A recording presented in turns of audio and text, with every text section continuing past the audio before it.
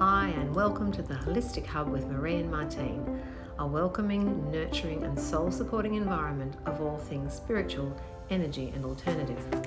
Our intention is to freely and lovingly share the personal truths, stories or wisdoms we've gained, hopefully offering any guidance, new perspective or light bulb moment that you may wish to take away to assist you through your navigation of the journey out of 3D, through 4D and toward 5D and beyond.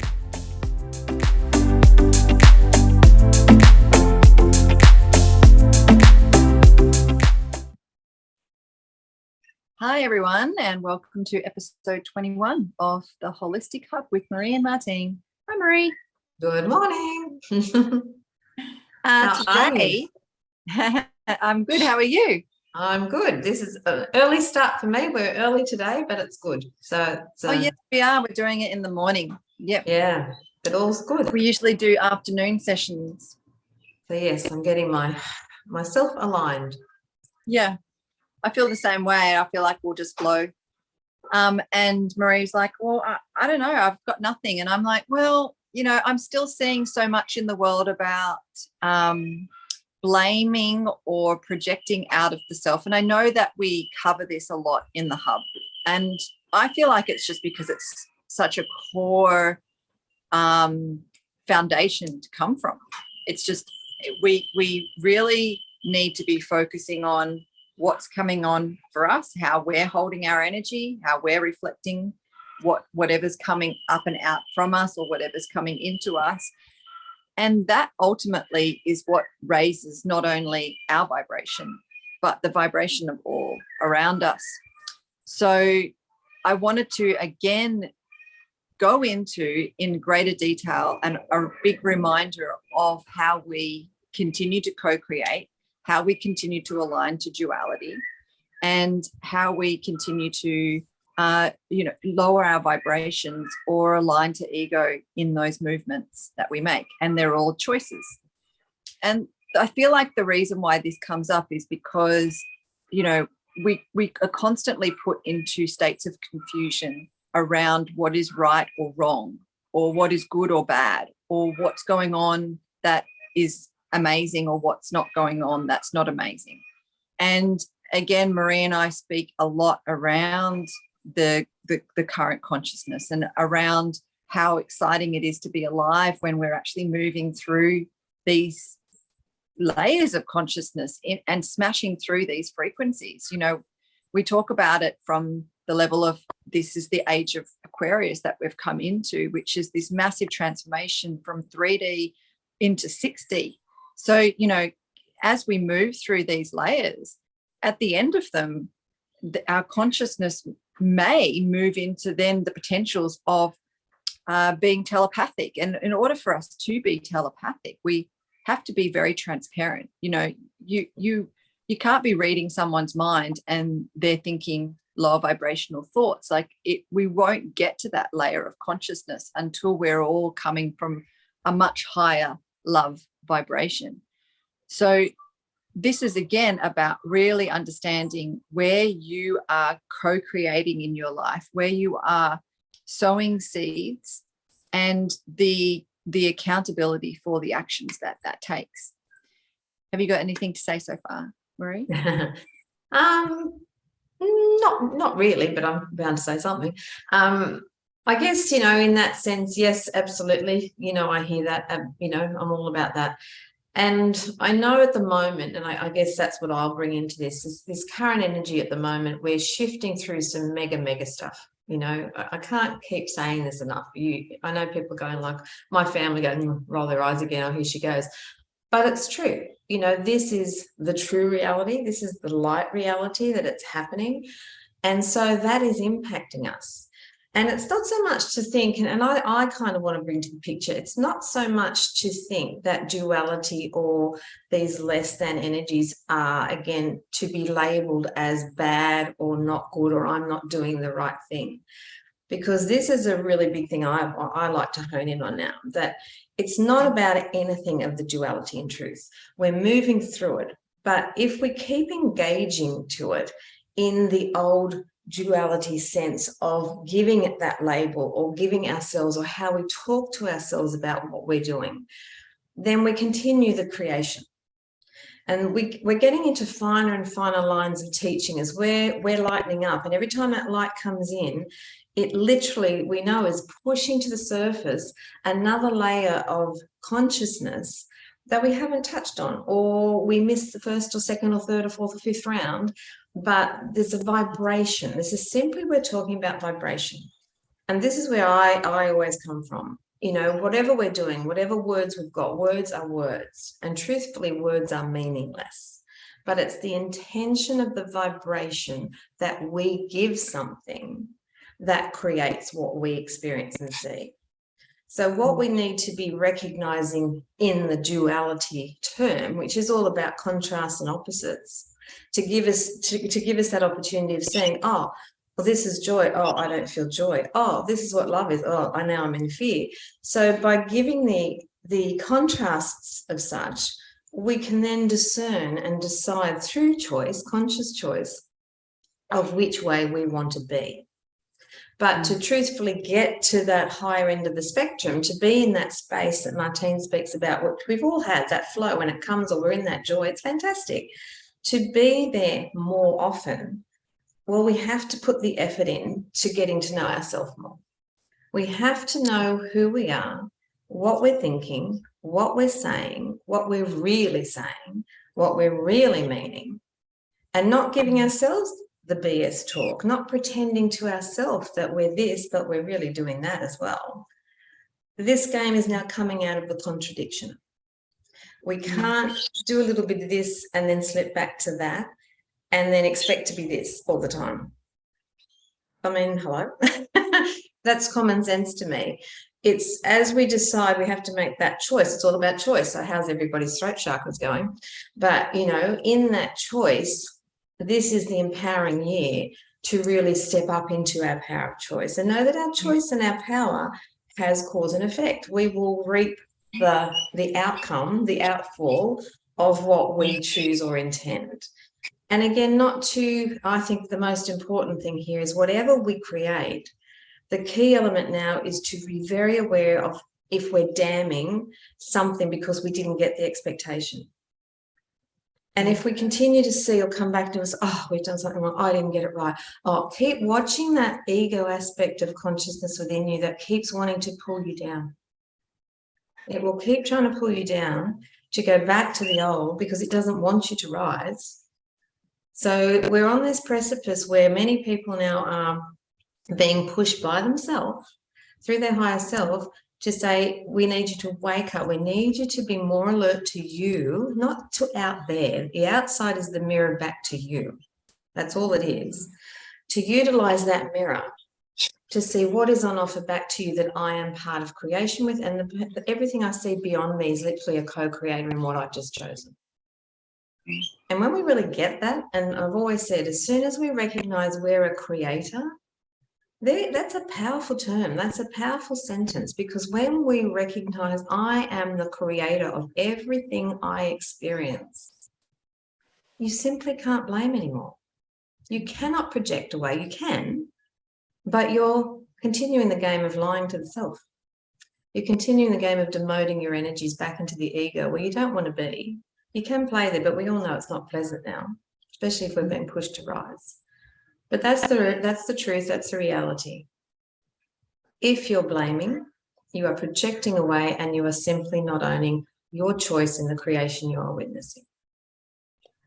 And the blaming becomes very subtle. Again, the more that you get to know yourself, as Marie calls it, the blaming will become even more subtle, and sometimes you won't even realize that you are actually still blaming in some way.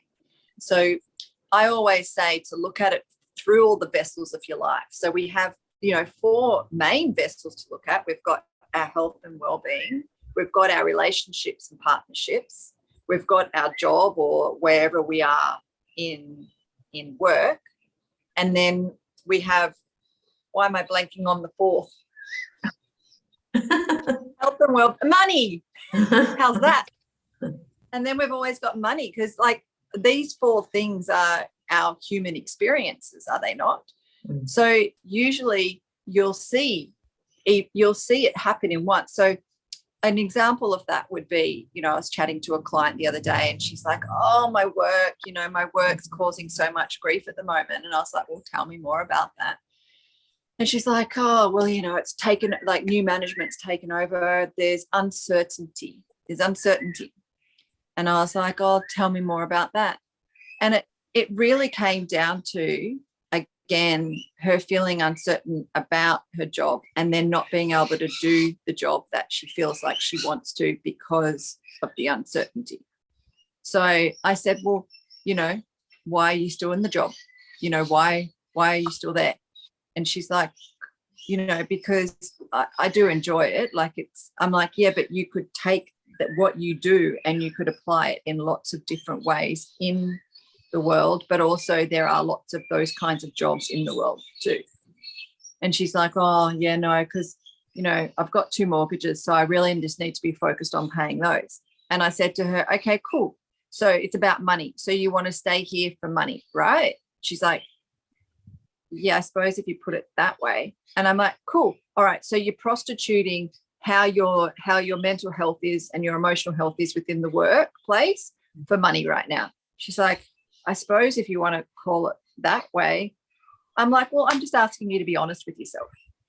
Just say it how it is, own it, and go, okay, well, then I need to just accept that this is what it looks like now. And the more that I play the game within that workplace of buying into the uncertainty or the politics, then it takes me away from my ability to value the choice that I'm making, which is stay here because it's secure and it's money right now. She's like, oh yeah, okay, all right. And then later on that day or the next day, she texts me, she's like, I've been in so many tears. And I'm like, why are you in tears? And she's like, oh, I don't know, I'm just feeling like, all the feels of it. I'm like, well, again, what's that telling you? And at the end of the day, it's coming back down to she doesn't know if she can really prostitute it in that way anymore. And it's about listening to those subtle signs. And my only statement to her was, well, again, here's a reminder that that's not the only job that exists in the world like that. That's not the only way that you can be of service in that way. And so it comes down to this subtle change of just, you've just got to realize what game that you're playing at that moment. I've always used the word prostitution because I feel like for me, words are very powerful. Yeah. And that'll snap me out of it really quickly. If I acknowledge that I am prostituting myself in some way, then I acknowledge the energy very quickly as to how I'm actually doing it. It's a powerful tool. But that's a confronting word in itself for many. That's right. Yeah. Yeah. And it snaps you out of it. You're like, woo. And then we prostitute our energies in many, many ways. Yep. Yeah. So that's an example. And, obviously I haven't mentioned names. So if you are listening, this was said in absolute love, and I'm loving our journey together. And I haven't got a clue who you are. Exactly. As many won't. Yeah. Oh dear. Yeah. But it's a beautiful thing to be part of. Also, when you hear the light bulb moments of someone acknowledging that that's something that they're doing, and we do it unconsciously almost every day. And as Marie's saying, it's just about fine-tuning it. There are so many things that you're going to know about yourself, but again, we're here. Otherwise, if we were completely enlightened and got all of this, we most likely wouldn't be. Yeah. And so we're still learning on the job, and that's okay. Yeah, I think, these are valuable words and energies again for everyone just to take stock of, because, we're all aware of the spiritual path. We're all aware of the evolution because we're here, you're listening, or you're doing your thing. But, there's been so much misinformation too, that I feel as I've evolved over the years and continue to, as Martine says, we never stop, that there's been and there still is a lot of talk on social media sites and through a lot of people out there about the fifth dimension and about the movement forward of the spiritual earth and moving into the new earth and us all rising and the spiritual warriors and the spiritual light and the way showers and all the terms that are coming through that we are, that are truth. But there's a lot of it that's all very glory. It's all very wonderful and it's all very great and it's written and we're all going to get there. And a lot of the information can be taken by many is that, well, this is just going to happen. And it's just going to happen anyway. And we're all going to this great place. And if I just read a few books and if I just do this and every now and then I might check in or I might go and see someone or have a therapy here or do something, well, I'm doing my bit. But that's the illusion. I just really want to stipulate and get real here. You know, there are aspects of truth in everything. But the discernment is that this is a soul purpose path. And that nothing takes you anywhere. Nothing lifts you out of anything. Nothing comes to fix you. Nothing, even at the God level that is orchestrated, that's going to happen, is just going to come and say, well, yep, you're up here now. It's not that way. You know, we all signed up as a soul for this last incarnation. And this last incarnation is basically that we would remember consciously all the lower frequencies that we've chosen to densify through lifetimes and lifetimes and lifetimes since the fall, since the earliest of the separation.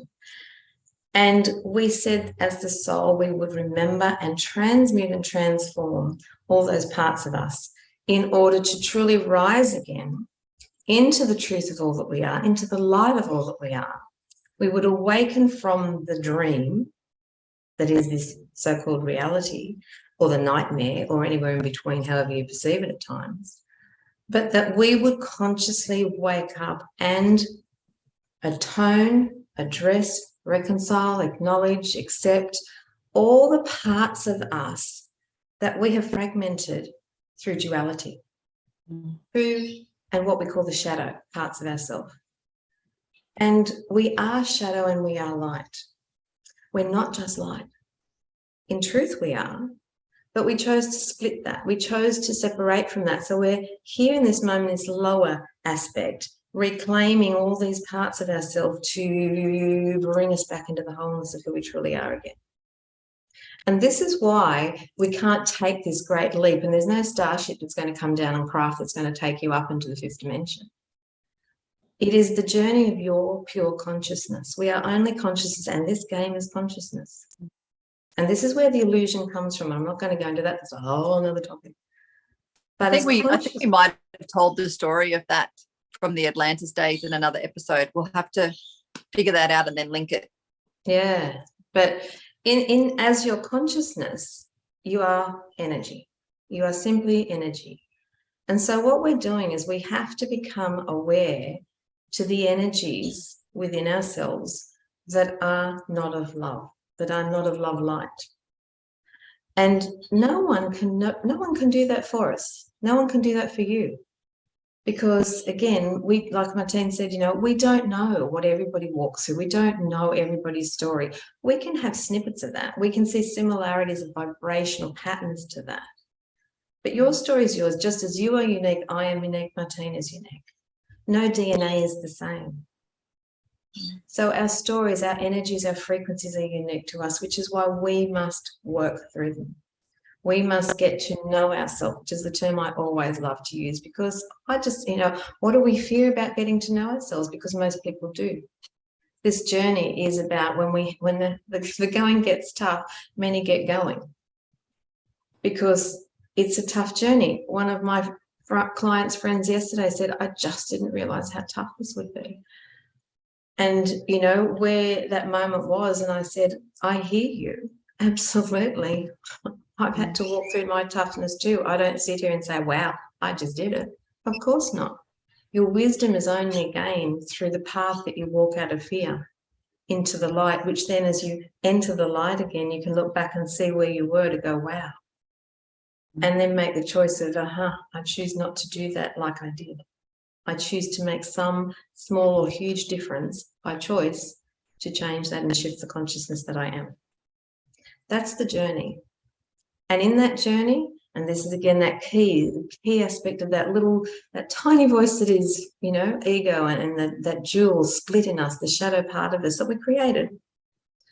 That even in that moment, and speaking to that beautiful friend of mine yesterday, in that this is so hard, and then the words that may have followed then in our discussion, and I just had to say from the truth of love to say, watch the ego, watch the victim, watch these little snippets that creep in while we still might be owning where we're at. They are still so subtle coming in that still want to keep dragging us down. And it is a constant vigil. And, you know, I've had so many people say to me, God, it's like I have to keep thinking about everything I'm thinking about all the time. To a degree, yeah, you do. Absolutely. Because it's not to be, oh, I'm searching for it and I've got to find it, because you're not in a heart space full stop. You're in the ego completely to try to fix something, sort something, and move something. No. But it is that sense of presence for me that it can only come as you start to try to do this and to make the effort for you, not for anybody else. This is not about anybody else but you. And for me, that's also very hard for some people to start this journey, because to really come in to want to do something for you is to saying to yourself, I'm worth it and I love me enough to do this. And a lot of people can't do that. And that's why many struggle too, because the ego part of them to say, you're worth this and do this and make time for this and try to listen to this and feel. And when you get the flash of feelings, when you go, oh, I can't do this, ego's always there trying to put you back. Always trying to just give you that pull back, so that when you reach that little point of shift, oh, no, that fear that ego is within you wants to instantly drag you back. And again, and until we start to learn who we are, and until we can actually start to discern for ourselves, wow, I can feel that, or gee, I can recognize that, or, you know, until we say, I'm going to look at myself and feel myself and get to know myself, how can we possibly learn that subtlety within us? And to give ourselves the time is saying, I'm worth this. And I think that is one of the key elements for everybody in this shift. To say, I am actually worth this, and I'm worth looking after me, having even just a check-in, just a quick and everyday, how do I feel? You know, it's not the big effort of, oh, I've got to sit in teepees and give an hour to this, or I've got to read texts and go to groups and that. No, it's not. For me, it's simply just saying every morning, how do I feel? That's as good as, because she's saying already, I'm worth listening to. I'm going to just see what's happening in my being. And then you can make a choice about that or you don't. It's up to you. No judgment. Again, watch how you're judging yourself. But if you check in to say, well, how am I feeling? You truthfully, if you're being truthful by stopping and feeling, because it's not here, you will feel here, you will have a glimpse. You'll have a flash. You'll know of something, be it big or small, whether you are feeling okay or not. You'll know if you check in every hour, if you just feel the difference in your being, like how I was an hour ago. Hang on a minute, now I'm not the same. What happened? Have I changed, or did something change that affected me? Have I engaged to something? Has someone said something to me? Am I creating here? Have I dropped my energy to align to somebody? Am I in a group situation? Where am I? Again, until you check in, how do you know? You just keep going on rote, you keep going automatic pilot, and the energies just keep building. Nothing changes until you make the change. Well, or option B is that you can just do it from your pain. So you can either do it that way, or just wait for some pain to come along. Well, instead of pain, I like to just call it symptom. Well, I like to call it pain because, again, to me, that's a powerful word. So if I'm seeing that there's any pain in my life, then I'm acknowledging in that way that I've aligned to something. Yeah. Discomfort, anything that's not, yeah, anything that's not. And so it can be a really cool leverage. You know, like an example of that is another client who I saw yesterday came in, and she was, you know, talking about some massive changes that had happened since our last session, and a completely different way of thinking about it. And, you know, it was within her marriage. And I was literally just saying, you know, can you just try over the next course of the few weeks that any time that your husband reflects something back to you, how can you reflect that firstly back to you as an old pain, and where's that pain coming from really? And she was like, my goodness, that was like an absolute game changer for me. So we delve deeper, because, you know, I'm not going to leave you with that. And we dive even deeper into that. And she said the same thing. She's like, oh, this is feeling really hard. And so, you know, I'll jump a leverage in there. I'm like, well, you know, you can keep them playing this game, but ultimately this is then the result of that is the depolarization within both you and your husband's masculine, feminine. And you'll continue to play this depolarization as opposed to really learning to come both from your divine, feminine, masculine aligned. And so the outcome of that, and I'll use this as leverage, is that with your husband needing to come in and control because you're yielding, that then he ultimately is going to kick up a stink when you start to not do that. And when you step into your power, he's going to be like, whoa, this isn't great. But he uses a lot of energy to have to do that because he then takes on that responsibility. And although that's a conscious choice that he's been making because it's easy for him, when you don't play that game with him anymore, he either has to go and find someone else to play that game with, or, you know, he realizes within himself what he's doing, and it gives him an opportunity to then have the energy to see it from not an intertwined place. So another example of that is something that happened to me the other day when I was out and about in town, and where I parked the car, I walked out of the car, I went and did my errands, I came back to the car, and it was maybe an hour later. And when I had first parked the car, I'd seen a gentleman just sitting on the steps there. I could sense his vibration. I knew that there was something going on with him. And when I came back to the car, he was still there. I'd stopped off at a little bakery, and bought some cookies from this bakery on my way back to the car. And as I saw him there, I felt a strong compelling to offer him some cookies. So I just went over and opened the thing and I said, would you like a cookie? And he looked at me and he said, you know, a couple of swear words and said, just get away from me, you dog. And so I just closed the cookie jar and I walked back to the car, opened the car, and I started to reverse. And I went, oh, I can feel that in me. I can feel it. Well, what are you going to do about it? And then first of all, I was like, well, am I a dog? And then I was like, all I thought about were my two dogs and all the dogs in the world. And I'm like, well, I love dogs for a start. So do I even care that I'm a dog? No, because dogs are amazing and they're beautiful and they're unconditional. So I'll take that. And then like I do, I have these conversations with myself. Usually I consider pain an opportunity for, like, it's like my higher self calling me a meeting, you know, hey, I see you got some pain. It's, you know, remember that's just me calling a Zoom meeting with you. And so I'm listening and I'm like, okay, I see you've called a meeting. So I jump into the meeting and I'm like, what is this about? And they're like, well, first of all, you know that it's about, you know, whether or not you're going to allow and make a choice to let another outside of yourself thing change your state of being. And I went, touche, duly noted, brought that back. And then I was like, well, I can still feel something in there. And they're like, well, that's because I haven't finished, you know, here's still, the meeting is still going. And I went, okay, so what else am I needing to know here? And again, it was just coming down to self-worth. It was coming down to another layer of how I feel aligned and at peace within my own being and accepting of who I am in the world, whatever decision I end up making. If I offer cookies, that was what felt right in that moment. If that person repels me for it, that's okay. And so that then felt complete. And I hadn't even made it out of town yet. All of this has happened. So I come around the corner, come up to this roundabout, and the man who said these things comes into my consciousness. And I was like, hi. And he goes, hi, I just wanted to say sorry. That wasn't okay. And I was like, I took a minute, like not even a minute, but I took a moment and I was like, yep, yes, okay, thank you. But I need to say this, is that I know that next time, and these were the words that came to me in the moment, whatever he needed to hear. But I said, I feel you can do better.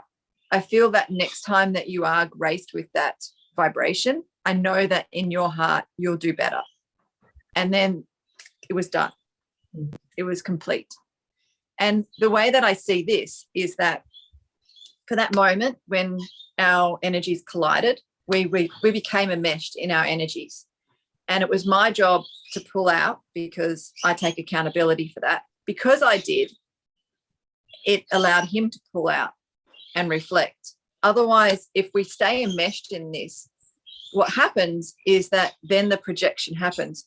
You know, what an idiot. How dare he say that? Stupid person trying to fix me, whatever's going on in her head, like in his head at the time. And it doesn't create the space for us to step back into our own energies and really feel what's going on. So I'm not saying that, you know, that I know everything in this situation, because there's two people here and I'm only one of them.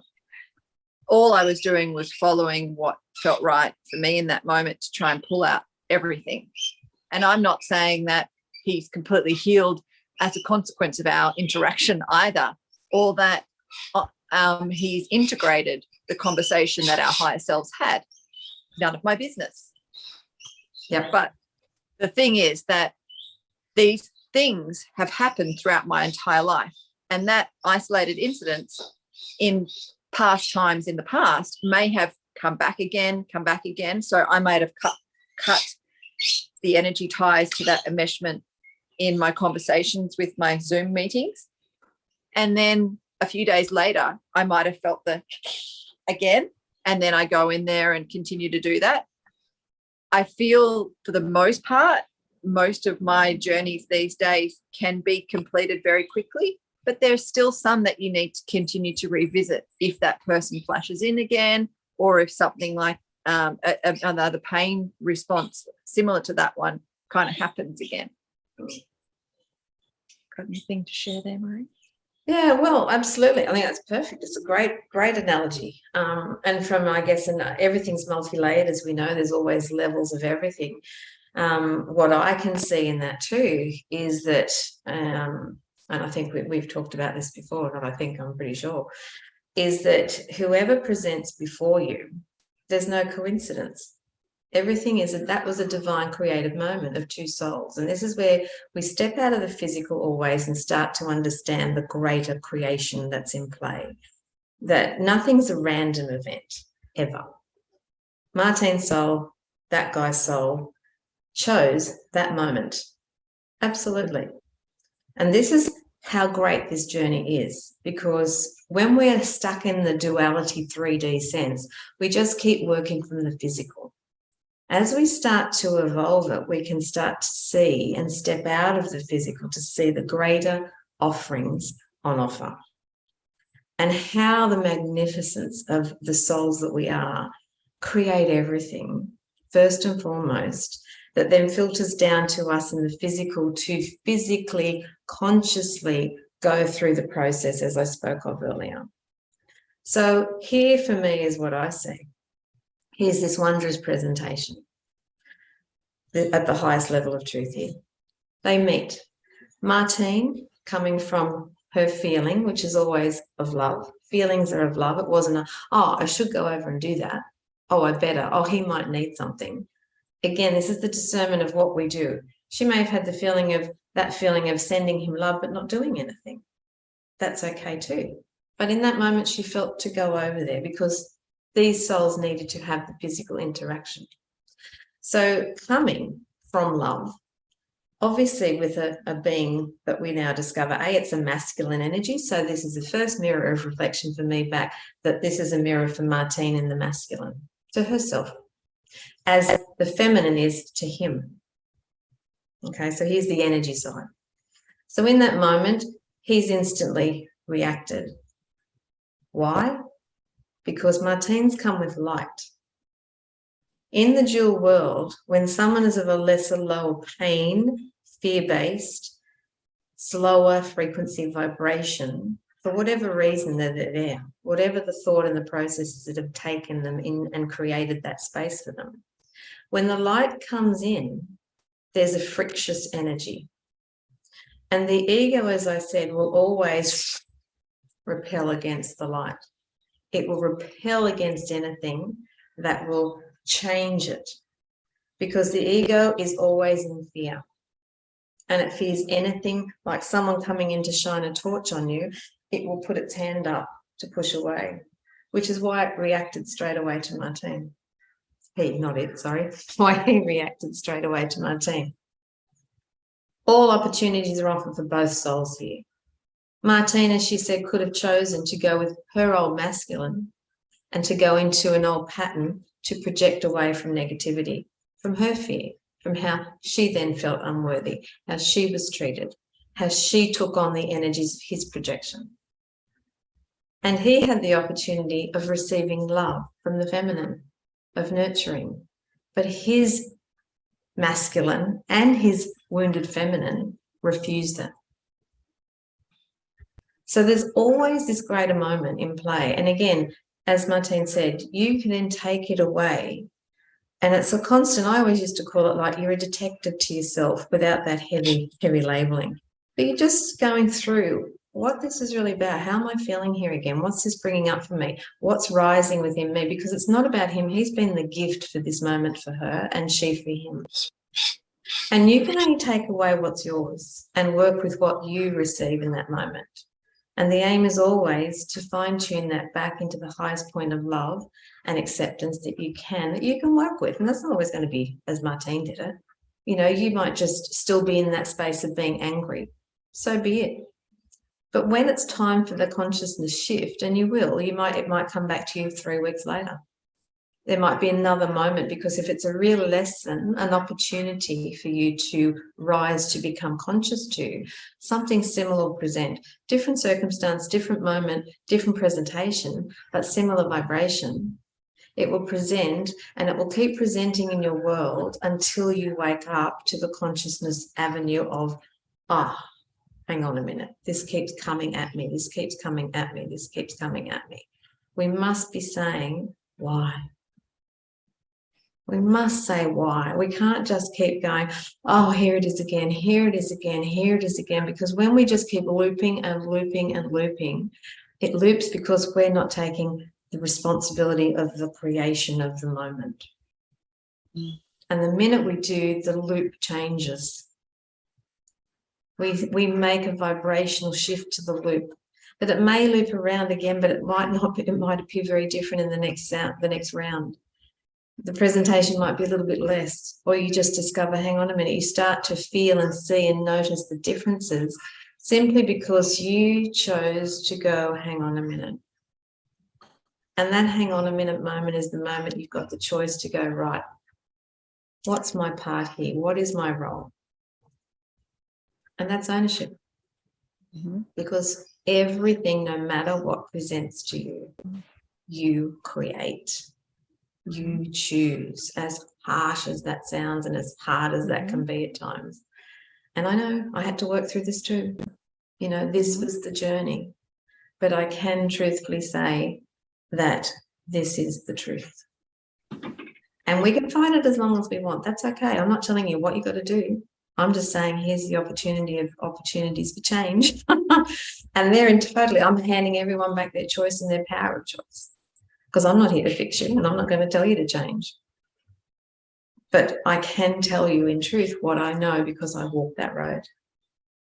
I've walked these roads. I know all these parts of the game because I've had to recognise and to shift, to change the game of where I am now, which is a very peaceful, very enjoyable game and a very knowing and understanding wisdom game because I have chosen to look at myself. I have chosen to own every part of me, to say I can't move forward unless I do. I can't keep projecting off to say it's him, it's that, it's whatever. And I mean, as I've said to my kids when they've gone through their issues and they just say, well, I just want to leave, I just want to go here. And how many times have we done that? We wanted to change jobs or we wanted to run away or whatever. You take your thoughts with you wherever you go. You take your vibration with you wherever you go. And you just create with the same vibration wherever you end up in a similar but different circumstance and experience until you recognize that you are the vibration. You are the game changer. You are the answer you're looking for. And even in your interactions with others, you know, I'm sure many of you come across that. I know Marie and I do within our client base predominantly, where we're hearing stories of, you know, people in these perpetual cycles of experiencing the pain over and over and over again. And, you know, people will perhaps refer to Marie and I as being direct, but it's just, again, another way that we're putting a boundary in around not playing the game with you, or not even a boundary, but a simple way of letting you know that that's an alignment that you're aligning to. And it's not that it's not said with love, or it's not that it's not done with love. And that's another tool to keep practicing from your own being, is recognizing when someone's coming to you to engage in an exchange of energy in that way. You know, we've all been told the stories. Oh, and then someone rammed up my car, and then, you know, this happened at the supermarket. And, you know, sometimes it's also about how we respond to hearing those stories as to the energy that we're aligning to, and what choice we're making in this as well. And so, you know, I've had exchanges with some of my friends around that, where it's been really challenging at times, because, you know, I haven't wanted to keep replaying that pattern between us. So I've made a choice to step out, and then they've maybe turned around and said, well, I just would have, you know, expected, it's always, you know, I hear these words, expected you to be there for me in that need, and that I just needed a friend right there. I just, you know, these words. And, you know, I may or may not be able to articulate to them that if I was there for you in that moment in the way that you felt like you needed, then I wouldn't have been honoring the love vibration in me, because I felt as though that there being in that way there for you was not something that was good, or not something that was okay. And sometimes there's no way of explaining that in the moment. You can't, like, quite often you can't go, you know, I know that you really want me there in this way right now, but I really don't want to be there in that way, because I feel like to be there in that way would be still continuing to engage in a game. So when someone's in their state, they may not be ready to hear that in that way. A lot of them aren't. And so you have to figure out the best way in that moment to express no. Well, I think, you know, at the end of the day too, the truth is always heard. We were discussing this in the temple, you know, I had the Temple of Light yesterday, and a lot of this stuff was coming through in different ways. But truth is love, and love is truth. And I will keep repeating that. And that is what Jesus channeled many, many, many, many years ago. And it's understanding what that means too. Truth, when we speak about truth, isn't just what I think it's truth. It's not an opinion. When I speak truth, I'm coming from the highest point of love. Okay. So in that example, say that Martine just gave, the truth of the moment is when you see where somebody is from the heart at the higher vantage point, and this isn't an ego comparison, I'm better than you aspect, the heart level of the heart and the love raising and the vibration of love is that you are at a higher vibrational level as opposed to someone in fear. So when you're in that space of love and you're coming from that love truth, you're able to see through, like a transparent crystal, you see the shadow patches of the person that you're with. You hear or know the victim. You hear the parts of them, the fear. You feel whatever's going on, their frustration, their anger. You're able to see where they're at. As the enlightened one that becomes aware in the moment, you have the choice. Do I engage at that level with them again and play the old game, as Martine said, and continue the game with them? Or you can. Or if I truly mean what I say and I'm saying what I mean, that I want to evolve and expand, then you must make the shift and remain at that level of love. So that means already there's a disparity between the frequencies of the two of you. So the game shifted already. And so that person will keep asking you, they won't know consciously always what's going on, but they'll feel it on some unconscious level.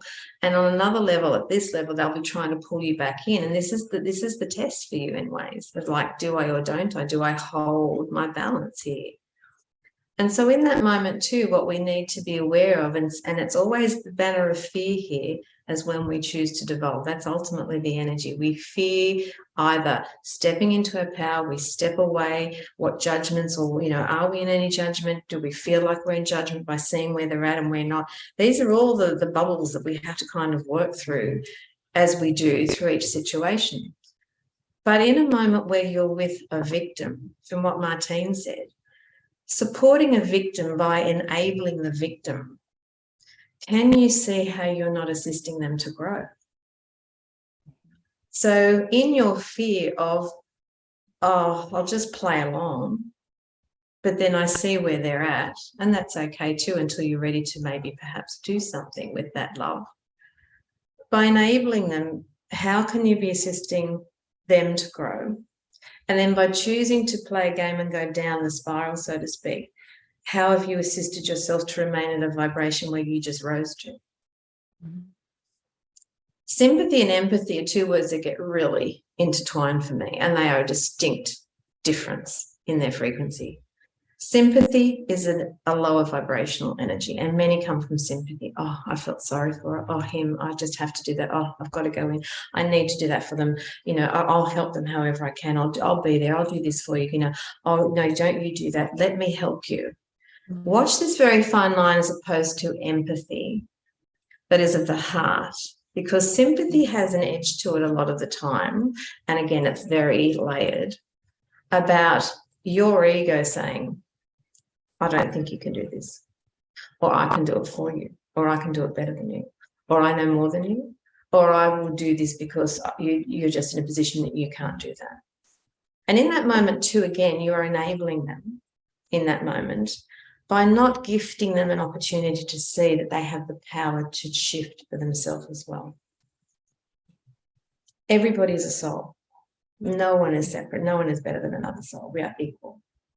And the gift of someone with that wisdom is to say to somebody else, I'm giving you the gift of empowerment for you to discover your power now. And that might be that I have to walk away.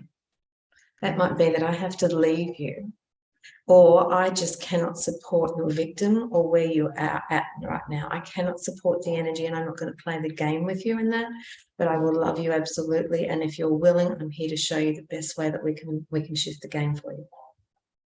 They are two very different outcomes. Mm-hmm. Very, very different. But this is the path to empowerment.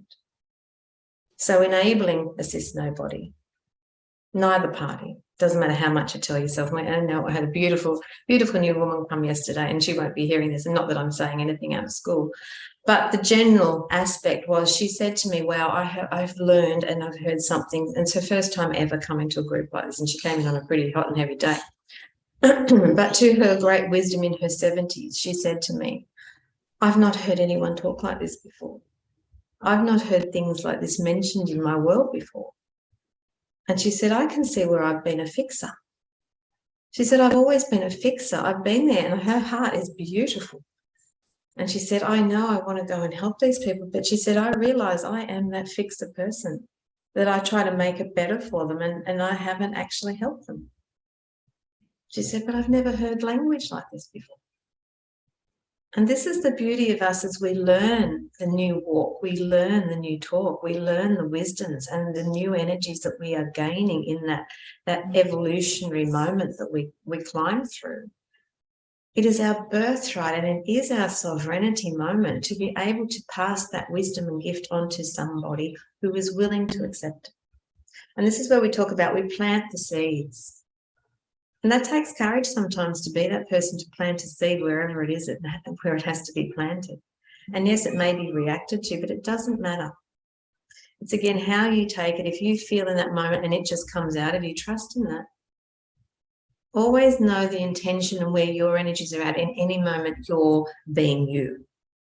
That's right. Because if you truthfully know you're coming with a bit of an agenda, you know you're an ego. If it's not pleasant and it doesn't have a pleasant outcome, that's not love. Love's not present. But if it's coming from somewhere that you don't even know before it's out, you just think, boy, what happened? Or you still feel okay. Or your heart is really, really telling you this is the moment, and you just do it through that courage and faith. And yes, someone might react, but you still are okay with that. There's a part of you that just knows it's okay, and you still might have a little bit of effect after you have to go and check on. But in that moment, it's all about the daring to be you. Yeah, so this journey is about finding you and daring to be that again in the highest sense of who you truly are. And that is always the part that the ego doesn't come along with. Right. And so we have to get to know the ego, not fear the ego. We start there. I started there. But by getting to know us and getting to know the ego and being daring to look inside and being willing to work with it and talk with it and just start to recognize it, then we can start to accept it. We can start to acknowledge it and then reconcile with it and start to embrace it and ultimately love it back into the wholeness of that which we are. But we have to start somewhere, because we can't have it out in the ether, bleeding through all our creations and us saying, oh, we're evolving. It just can't happen, and it just isn't. And it's an illusory that you're walking through truthfully with love, but love is truth, and sometimes love is tough love, as a mother has to be. And, I know when I've been tough love to my parents, to my kids, and they haven't liked it, but they've all come back at different times and said, I get why you did that. And likewise with all the friendships that matter, that are aligned, they come back. And I know in my history, there's so much to say here. I could go on forever, but I feel like to close, in my history, I've really then had to pull out my ego around what my attachments are to continuing to have people in my lives, and so an example of that would have been, as a child, my mum used to finish relationships because she used to finish them in anger. And my dad always had something to say about that. My dad was always like, you've seen her just throw relationships away, throw friendships away, as if that was a really bad thing. And so when I've had relationships end in my life, there used to be this little part of me that would be like, look, you're just like your mum, throwing relationships away. And I had to question it from a societal perspective on what society view as how we're meant to continue relationships. I had to look at it from that perspective in terms of, the judgments that somehow along the way I had accrued that were to end relationships. I must have ended them in anger. I must be just like my mother in that way, And again, let's go back to the scenarios here. There's still observations. There's still opinions formed by my father. I wasn't in my mum's brain, in my mum's heart, experiencing what she was experiencing. So I have no business forming a conclusion based on other people's lives. Yeah. And I have to own that and pull that out too in all of this process. Yeah. And no, it's never comfortable. It's never comfortable having to do that. But it's important because, again, part of I know what I do know about myself is that truth and alignment and atonement are all things I can't not do. They're like breathing to me. Yeah. And there is, and I think the finishing point here is that there's a sentence that I have lived my life by, and I still do. The truth will set you free. And every moment you stand in your power of truth and you stand up for you from love and you dare to be you in that moment from love, you know that freedom because you feel it and you feel lighter and you feel at peace regardless. And that is the benchmark of knowing without doubt. And you have that knowing in your heart when you keep coming back to it. In that feeling aspect that I always speak about, you know. And when you know something, you're in your heart. When you have no doubt around anything, you're in the heart. And that's what you must trust and learn to keep trusting and have faith in, because it will never lead you astray, ever. The truth sets you free. The truth sets you free. That's my symbol. I love it how we're like, and that's our topic. And now we're all like, okay, bye. Okay, off we go. I know it's sometimes, I mean, you know, like we said earlier, it's like it might sound a bit, you know, heavy talking at times, but sometimes there's moments for heavy talking, you know, and it's not all light and airy and fairy. And this is a tricky time. It can have its moments that it really is confronting and challenging and uncomfortable. And that's what we have to look at, is why are we uncomfortable and how can we make ourselves more comfortable? And again, only we can do that. Yep.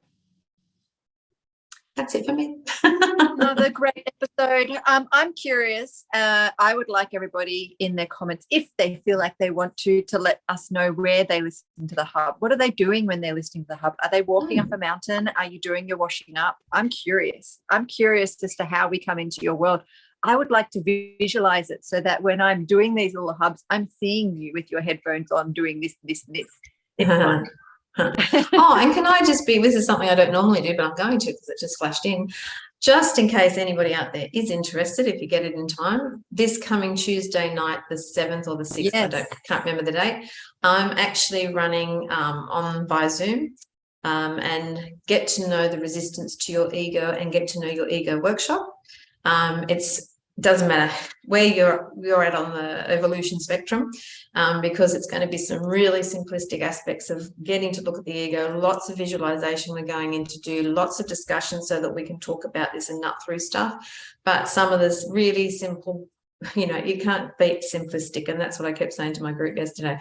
Keep it simple. Keep coming back to simplicity. That's what spirit is. You know, the simpler it is, the easier it is, the truthful it is. But yeah, I'm running that on Tuesday night if anyone's interested. You can through your website, book your website, which is what, Marie? Go to the website, which is www.marielaprette.com.au now. Okay, so it is a new website. It'll come up Heart Soul Awakening, and just go to events and go from there. So yeah, Tuesday night we're kicking on, but this might be a nice flow on from that too. Yeah, and for all of those who are interested as well, I've got my 7-month chakra immersion starting on Saturday, March 11. So that's 7 months. You won't be able to get in past March 11. So if you wanted to know more about that, then just get in touch with me through either DMing me through my socials, Instagram Martine the Homeopath, or contacting me on email, homeopathy@martinerobertson.com.au. Perfect. Okay. Well, you have a lovely day. And you. I shall. And we'll catch again another time. Okay. Take care, everyone. Lots of love. Bye, everyone.